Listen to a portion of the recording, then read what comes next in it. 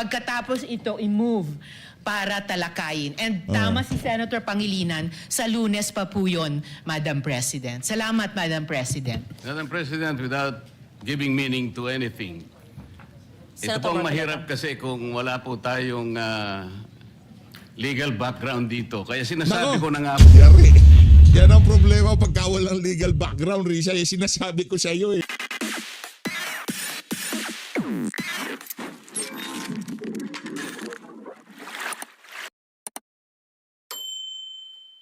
Para sa mga taga-minority, ano ba talaga ang dahilan kung bakit nag-walkout kayo? Dahil ba yan sa negative 15 net satisfaction rating nitong si Marcos Jr.? Mga walang lang to. O hindi nyo lang kayang debatihin itong si Senator Rodante Marcoleta? Napakarami yung problema. Ayun na nga, Auntie Claire. Excited ako, excited. Kung paano sasagutin ni Auntie Claire, yan negative 15 na net satisfaction rating nitong si Marcos Jr. Hindi ho zero hindi ho zero. Negative 15. Paano? Ayuda dito, korupsyon doon, maleta dito, kabalbalan doon, di ba?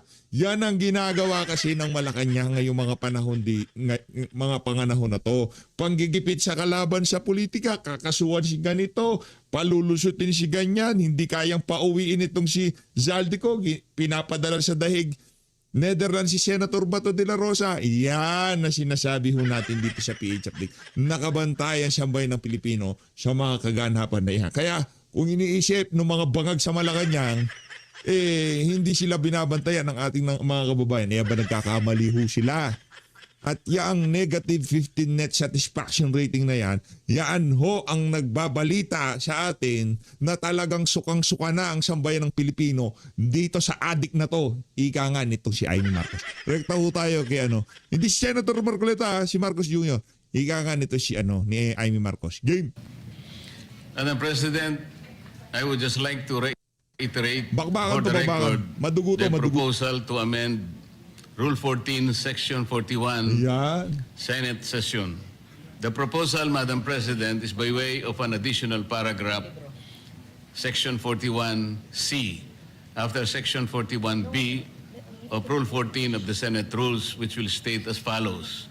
Section 41C, allow a senator for justifiable reasons to attend and participate in the session through teleconference, video conference, or other reliable forms of remote or electronic means using appropriate information and communication technology. I so move, Madam President.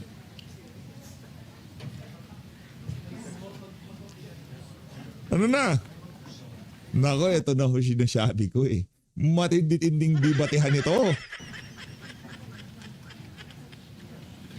We take note of the motion of Senator Rodante Marcoleta. I recognize Senator Ping Lacson. Yes, thank you, Madam President. Yes, si Ping. This is a parliamentary inquiry. What is the status of the motion introduced by the Honorable Marcoleta last May 11? Has it been referred to the Committee on Rules?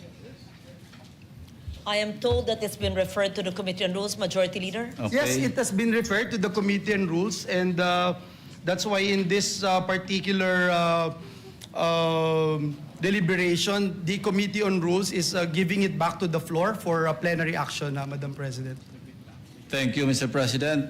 Has the Committee on Rules been constituted? I believe that Senator Joel Villanueva is the acting Majority Leader. Yes. And would be the best position to Okay. answer Thank the you, question. Madam President. In the meantime, I recognize Senate President Cayetano. Madam Chair, with the permission of Senator Ito na ho sinasabi natin dito. Balagbag ho ito mga kababayan. Balagbag to the max. Villanueva. So the Committee on Rules is not reporting out the... No, my question, Mr. proposal. President, I'm sorry, Madam President, with your permission. My question is, has the Committee on Rules been constituted? Yes. So, Madam President, the answer there is the same answer to the question of Senator Pangilinan and former Senate President Soto, that in accordance with Section 19, is the same. They continue to function. Having said that, I was explaining that the motion of Senator Villanueva was not for the Committee on Rules to report out what was referred to them, but to return to the plenary. Because if you look at Section 136 of our rules, the rules may be amended by means of a motion, which should be presented at least one day before its consideration, and a vote of majority senators present shall be required for its approval. No. So you do not need the endorsement nor the forwarding of the Committee of Rules for the amendment of the Committee on, for the amendments of the rules. So the only requirement is that it is put on the floor at least one day before, or the proposal is made, and that a majority of the senators present will vote for its approval. So I just wanted to clarify that, just so that Debate ho ito, maganda magdebate. Debate ito, we don't debate have any dapat. miscommunication that whether or not the Rules Committee met, who are the members, etc. Because right now that's irrelevant, because we have given back to the plenary the proposal. Yeah. Very clear. Thank you, Senate Madam President. President, Total Senator Lacson, cinema. recommend. does it mean that we are Tawa. now disregarding the committees of the Senate? So the committee chairman or the chairman of any committee, including the Rules Committee, may just report out any motion or any resolution referred to it in plenary, and then just, it is within his power to just report it out by himself without any deliberation in the committee, without any committee report. Is that the new rule now, Mr. President, Madam It President? is Madam clearly... There's no new rule. I read the rule. Yeah. Senator Lacson is referring to resolutions or And motions. communications or anything referred to the Committee on Rules. We're talking about a motion to amend the rules. We had the option of taking it up, but since everyone asked for one more day, it was given to the Committee on Rules. The Committee on Rules has an option to take it up, but the acting majority leader or acting chairman of the committee gave it back to plenary, and the plenary is more, how do I put it?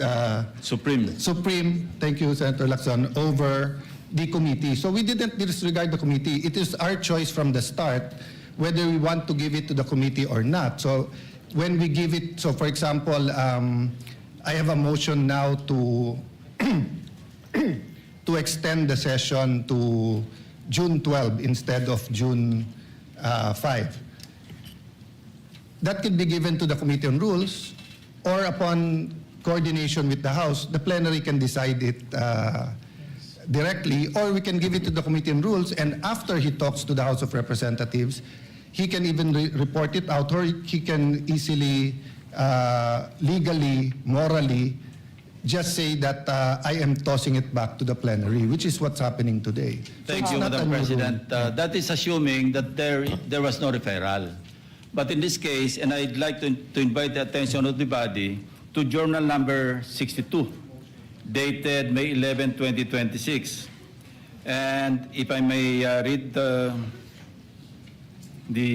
particular portion of this journal, proposed at 6:25 p.m., the session was resumed. Proposed amendment to the rules of the Senate. Senator Marcoleta proposed an amendment to Rule 14, Senate sessions of the rules, by inserting a new paragraph C under Rule 41, which reads, A or C, allow a senator for justifiable reasons to attend and participate in the session through teleconference, video conference, or other reliable forms of remote or electronic means using appropriate information and communications technology. Now, here's the portion, Mr. President, or Madam President. While expressing no objection to the proposal, Senate President Cayetano A. suggested giving the Committee on Rules time to discuss the matter. Now, my question is, was there any discussion by the Committee on Rules? Apparently, there was none, because it's now being reported out by the acting majority leader without consultation with any of the members.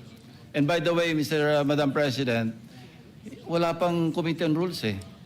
I believe that it was mentioned, and I will reiterate from my understanding that there was no Committee on Rules meeting because that motion is reverted back to plenary. Madam Chair. Meaning, we are not ignoring the fact that, of course, committees must hold meetings, but this particular motion is being referred back to plenary. And may we just put on record, it says in rule or section 136, the rules may also be amended by means of a motion which should be presented at least one day, and we're complying with that, before its consideration, and the vote of the majority of the senators present in the session shall be required for its approval. I believe that is what the Senate President had explained. Evidently, Madam President, action was taken.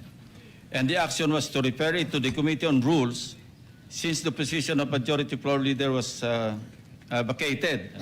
So how can the committee properly function in the absence of a committee of the committee members? As the Now, I'll Senate invite- President Madam Chair. had stated, Let me finish, there is Madam a rule President. of a continuing operations of the committee, But they while were the new head vacated, has Madam not President. Walang members ang Committee on Rules. So we cannot invoke continuity because we vacated all committees, all positions, including the members. And may I invite you to Section 24 of our rules, Madam President. The committees shall hold meetings to discuss, decide, and submit a report on all matters transmitted to them. This was transmitted to the Committee on Rules. So the committees shall hold, including the Committee on Rules, shall hold meetings to discuss, decide, and submit a report. There's no report, Mr. President or Madam President. Madam President. So we're violating our own rules. We recognize Senate Yeah, President Lim. Mr. President, the chair already made the ruling, and it's not appropriate to argue with the chair because, as explained to Senator Lacson, the committee did not report it out. He read the journal of May 11, but he did not read the motion of Senator Joel today. His motion today was pursuant to Rule 136 of the rules, a motion to amend the rules, meaning if Joel was no longer the majority leader, if I was the majority leader now, or even an ordinary member, that motion was carried. No one objected that we take it up. Because, Madam Chair, we're bringing it back to plenary. So natural po, walang discussion sa Committee on Rules. Kasi wala naman po sa rules natin na kailangan i-discuss sa Committee on Rules. We did that on May 11 so that everyone will have an opportunity to study the rule. It's a very simple amendment. So we should go to the discussion of the amendment if anyone is objecting to the amendment. But definitely, the right to propose an amendment is a right guaranteed by our rules. Senator Marcoleta has an amendment. We should go to discussing the merits or demerits of having that rule. No, yun pala, di-discuss pala. Bakit ayaw nyo? I-discuss na lang dyan. Anong committee on rules? Kung kayang pagdiskusyonan dyan, kung kayang pagtalo-talunin dyan, ilabas nyo yung mga argumento nyo. Kung bawal ba, unconstitutional ba, meron bang linalabag yung pag-amend ng rules na gustong mangyari netong ating grumpy senator, si Senator Rodante Marcoleta. Mangyari kayo. You already ruled that it is proper for the plenary to take it up. So may I request or move that we, if there are any objection, we discuss their objection. I'm objecting. That's the effect of my manifestation, Madam President. I'm objecting because I'm invoking Section 24 of our rules. And as I read into the records, the journal of May 11, 2026, na-refer po ito sa Committee on Rules. And there was no discussion. Action was taken actually by this body. Then, Madam Chair, if there's an objection, may I move that we divide the House? Yan. Point of order, Madam President. On that issue, not on the issue of whether or not the rule is good. That your issue is whether or not it's proper to take it up on the floor.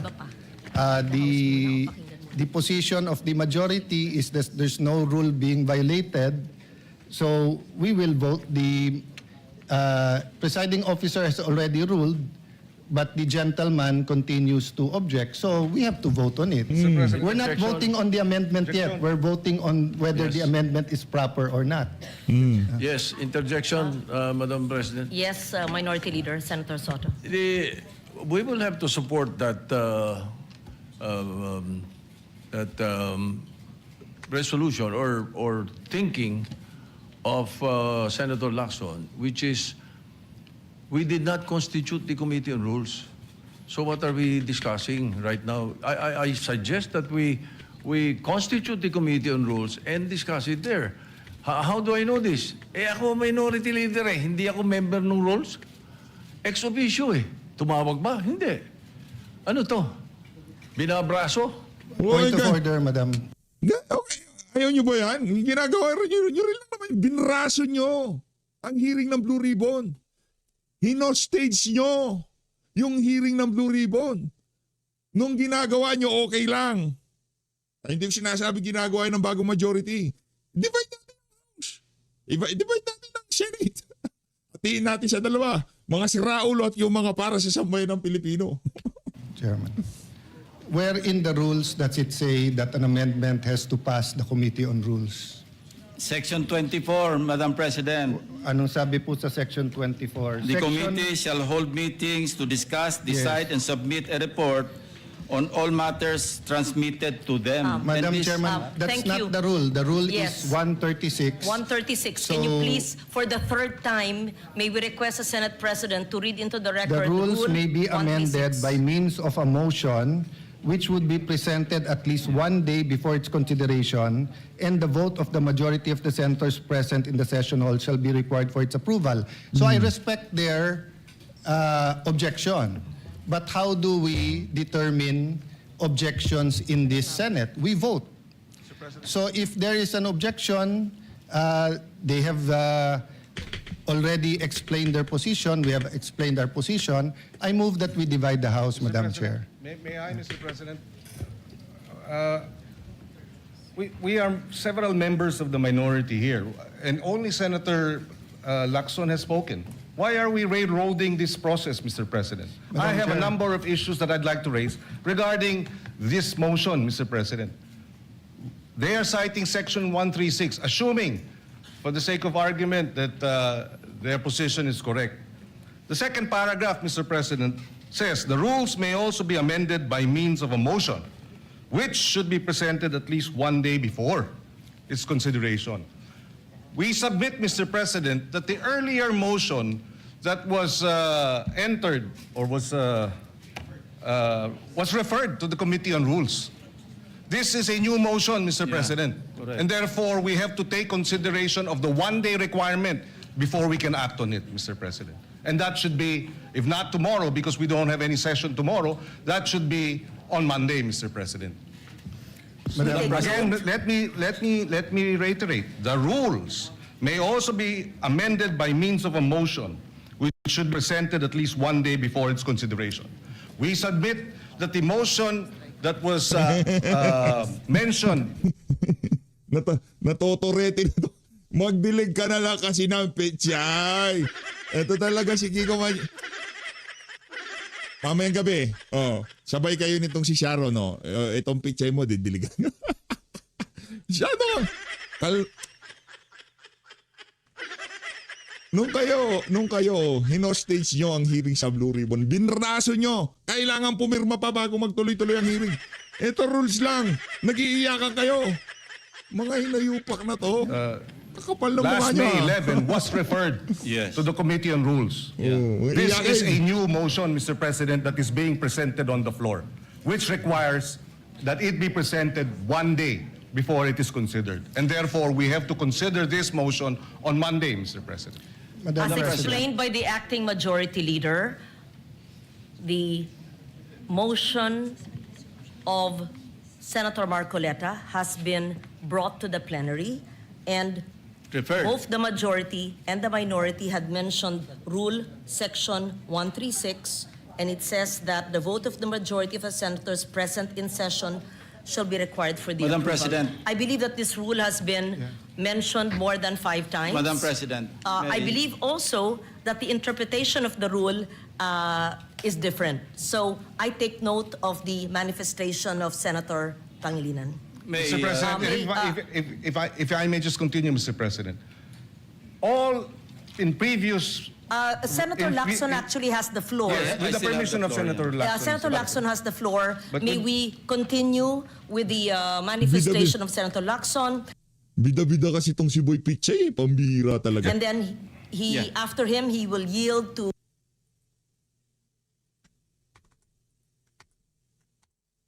Senator Pangilinan. Madam President, the invocation of the Senate President of Rule 136 is premised on the assumption that there was no action taken. But we took action. We referred it to the Committee on Rules. So Section 24 now applies, Madam President. You're going to just ram down our throat something that numbers can dictate, Madam Mr. Chair. President. Yes, Senate Yes, President Madam Chair, Cayetano. first of all, we're just repeating the arguments. I respect his argument, but I disagree with it. Secondly, they've used already 3 words: ram down their throat, railroaded, binabraso. In this democratic institution, when we disagree, we vote. When we have rules, we follow the rules. The particular rule in amending the rules is 136. We're following that. So why are we using unparliamentary language to express or try to provoke the kind of argument we don't want between the majority and minority? You have your opinion, we respect that, we have our opinion. So how do we resolve that? By Voting. voting. Now, Yeah. if you think we violated the rule, then go to court. But we do not think that we violated the rule. It is very clear. So my point of order, Madam Chair, they're out of order by insisting that there's another rule except for 136. So I move that we vote on it, Madam Chair. We divide the House. Objection. Objection. If there's an objection, then we vote. So may we proceed with the President. vote, Madam President? Mr. President, I was earlier, it was the manifestation of the presiding officer, Lumalalim. Madam Chairperson, that Lumalalim yung mga sugat sa sina. Demokrasya na ako. Hindi tayo diktador dito. Di ba, yan ang demokrasya. Magdidebate, magpagagalingan ng argumento. At base sa aking nakikita, yung mga aso ni Kokak, yung mga aso ni Marcos Jr., adik, base dito kay Senator Amy Marcos, natatalo sila sa mga argumento nitong si Senator Alan Peter Cayetano at nitong si Senator Senator Rodante Grabe Marcoleta. after Senator Lacson, I be allowed to speak, Mr. President. Are we now curtailing my right to speak, Mr. President? Madam Chair, We are can not I answer able to that? ask questions as to why we are amending the rules. We are not able to ask questions as to who they wish. Madam Chair. Ang OA mo naman! Ang OA naman eh. Nakakapagdilig ka nga ng pitchay eh. May I answer? Who will benefit from the amendment to the rules? For the Is this kind rule, Mr. information President? of Is the- this rule, Mr. President, for I was Senator about to Bato, who is not recognize here? Senator We would Pangilinan. like to raise these valid questions, Mr. President, before we go into a vote, Mr. Madam Chair. President. Yes, These, Madam we should not be... How can the presiding officer recognize Senator Pangilinan? Please know that I would never curtail your right to speak. Just as in 2004, I believe you were seated, and I was a vice presidential candidate of FPJ then, and my microphone was closed, and my right to speak was closed, was not given. I remember that time now, and the word noted was said to me. That will not happen now. I will not do that to you. And I'm not curtailing your right to speak, Senator Pangilinan, except that you were speaking at the same time. And I was about to recognize you. Ano yan eh, mahilig talagang manigaw. Yan ang problema dito kay Kiko Matching eh.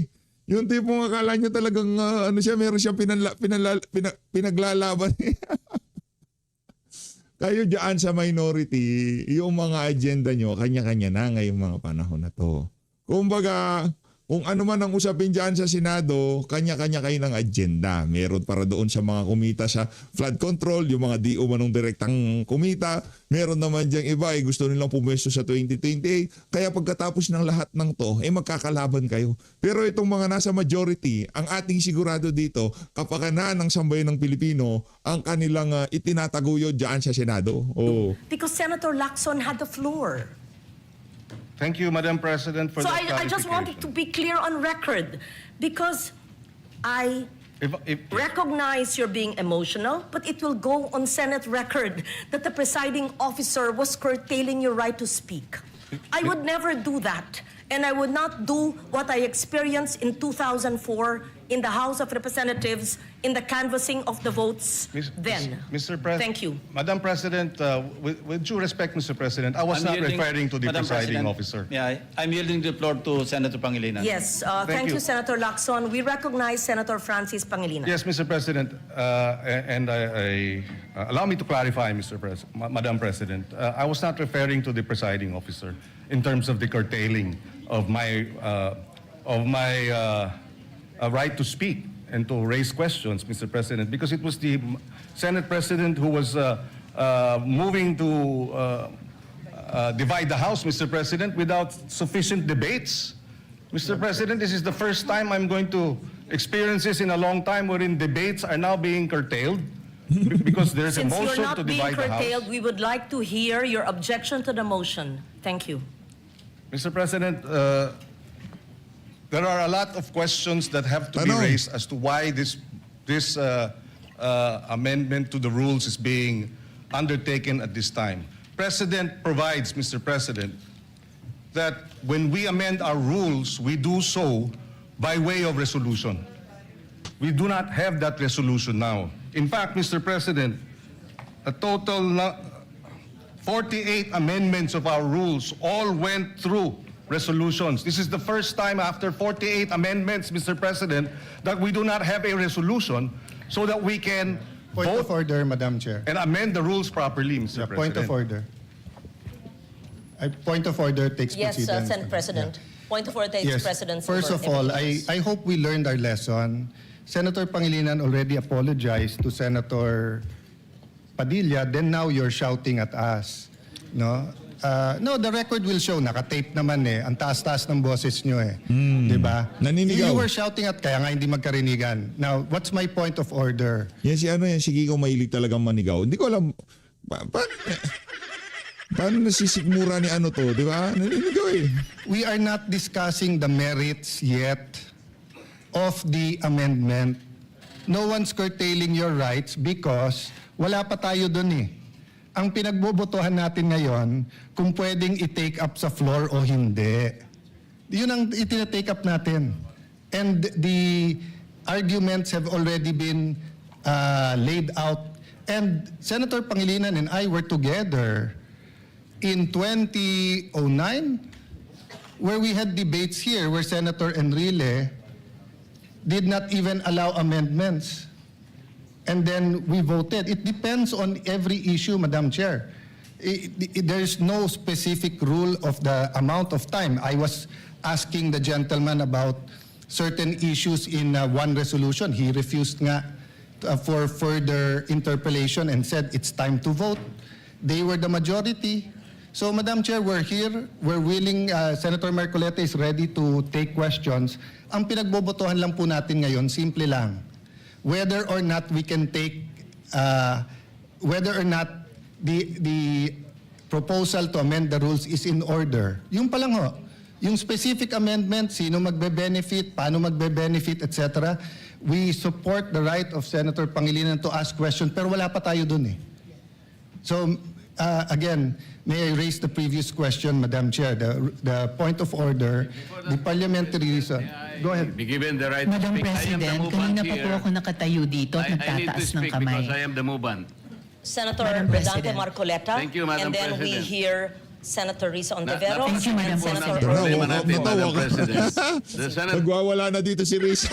President invoked Section 136, Paragraph 2. Kung babasahin po natin ito, Madam President, napakasimple lang. Ito pong Section 136, Paragraph 2, is a special provision in precisely amending our rules.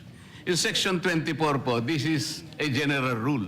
Kung mapapansin po ninyo, it presupposes that it will take up all the bills referred to that committee. General po yung function niya. 136, second paragraph, is a special provision. Sa principle po ng batas, yun pong special provision takes precedence over a general provision. Yan. Yun lang po, basahin po ninyo. Hindi nga po, it will not even take Senante, pagsalatiin mo na yung si Risa Hontiveros, magwawala na one day siya. because this is not a new motion. Kung mapapansin nyo, ni-reiterate ko lang po ito eh. It was already moved last May 11 pa po. So that is even more than Pala yun one eh. day. So who is talking about one day here? Ang pinag-uusapan po natin, unless we respect Section 136, ang linaw-linaw po, it talks about the rules may also be amended. Diretso po ito eh. So this takes precedence over Section 24. Simpleng-simple lamang po ito eh. Madam President. Thank you, Senator Marcoleta. We recognize Senator Risa Ontiveros. Salamat, Madam President. Meron din po akong substantive na interpellation sa motion Ito, index card. Index card. Hawak niya yung index card. Hawak ko ang index card. Hawak ko ang index card. Nasa yung chief of staff mong pangit. Napakaharas mo, PH, ha? The joke lang. Maganda siya. Go. ngayong araw Hindi na kayo mabiro. na nire-raise Ano? o itatalakayin ni Senator Marcoleta yung text na pinamudmod ni Senate President sa atin ngayong hapon. Pero una, gusto ko pong segundahan yung sinabi ni Senator Pangilinan. Bagong motion ito, Madam President. Bakit po? Sa ilalim ng Section 24, ni-refer yung unang mosyong binanggit ni Senator Marcoleta noon sa Committee on Rules. Ngayon kung sasabihin na ibinalik yung mosyong iyon, yung unang mosyon ni Senator Marcoleta sa plenary, sino ang gumawa nun? Dapat ang Committee on Rules na-initiate na Hindi naman abogado. Huwag makipag... Yan ang problema dito kay kay Rize. Ang hiling makipagtalo sa mga abogado. Madam, pagdating sa mga rules na ganyan, saka mo na kami bidahan pagka hindi ka na pagbibintangan ng kung ano-ano dyan, ha? na po ang prosesong iyon alinsunod sa Section 24. Eh hindi pa nga po nako-constitute ang Committee on Rules. Walk Wala out pa nga na. pong minority Walk out contingent na. sa Committee on Walk Rules. out So na. wala pang body na pwedeng ibalik yung unang mosyon ni Senator Marcoleta sa plenary. Kaya Walk ko sinusugundahan ang sinabi ni Walk Senator Pangilinan. Ito pong mosyon Let's na go. gustong talakayin ni Let's walk out Senator together. Marcoleta at pinamudmod ni Senate President Mga ano pala mga iyakin eh. Mga iyakin pala eh. Oh. sa atin. Walang iyakin, bawal iyakin. Bagong- Madam, walang napaka-iyakin nyo talaga kayo dyan sa minority. Tigil-tigilan nyo yan. Hindi nyo maliligawan ng sambay ng Pilipino sa mga kabalbalan nyo na yan. Motion po siya. Kung kaya't nag-a-apply po ang Rule Section 136 na kailangan bigyan ng isang araw pa pagkatapos ito i-move para talakayin. And tama si Senator Pangilinan, sa Lunes pa po yun, Madam President. Salamat, Madam President. Madam President, without giving meaning to anything, ito Senator pong Marcoleta. mahirap kasi kung wala po tayong legal background dito. Kaya sinasabi Nako. ko na nga Yari. Yan ang problema pagka walang legal background, Risa. Sinasabi ko sa iyo eh. Yan ang problema eh. Wala ka kasing legal... Kaya siguro nag-walkout si Risa. Nagmaktol na parang brat. Walang legal background eh. po, hindi po bagong motion ito eh. Hindi siya bagong motion. Kasasabi ko lang po, May 11, minub ko na po ito eh. Sino po magsasabi na bagong motion? point of order. Point of order. Ad hominem. Isa pa to. Sinasabi ko lamang po, ang Give, sinasabi Madam ko lang, President, kanina ko po sinasabi. Hindi po tama yun. Section- Wala kang legal background. Isa ka pa. Eric Sylvester, punta ka ng Amerika. I-age na Yung kasama niya Pwede po ay ba? walang Wala. alam sa batas. wala na. Sarado na Senado. Ayun na nga mga kababayan. Sarado na ho ang tindahan ni Aling Nena. So guys, yan ang ating pinakaabangan. Bakbakan sa Senado. Alam ko naman na yun lang hinihintay nyo kasi tayo ay demokrasyong bansa. Pagka sila ang nang-hostage sa mga hearing, nanggigipit sa mga, di ba?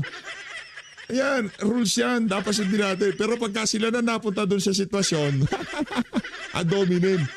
Wala ka kasing legal background, Sir Risa. Yan ang problema sa iyo. So, guys, ingat ako lahat. Balagbag. Balagbag PH. Oy, mag-subscribe kayo sa Balagbag PH. Balagbag PH. Yung next channel natin, nabibisi tayo. Balagbag PH talaga yan, sigurado.